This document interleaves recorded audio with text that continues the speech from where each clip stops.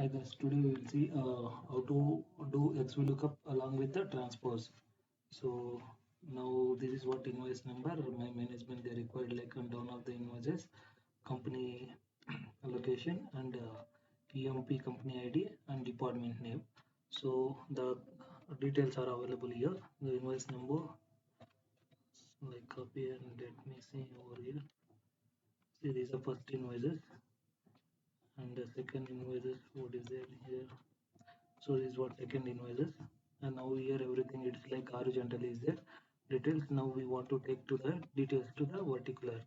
So let's see how to do that now. Just first to put the transpose, then tab X we look up, comma, then what we where we are looking arrays like my invoice number, it is a looking arrays. Then my return values, like what we have to whatever the values we need to take to here, that values we need to select. Now required arrays are like return arrays are here E and F and G. So let me select these three and let me close this now, close parenthesis. Yes, exactly, the details are coming without doing any manual kind of work. Automatically is taken to the transpose. In the same way, let me drag to the this one to here.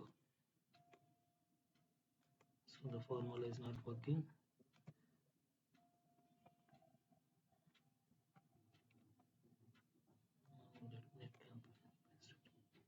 So still it is not taking here. So let me do it once again here.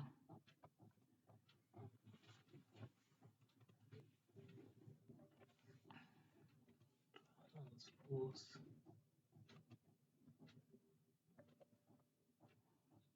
Xlookups, and I want to take this one number, and my lookup is the invoice number. Let me take it on this side. This is what.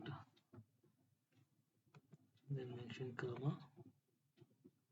Then return array are these three. So now let me close this.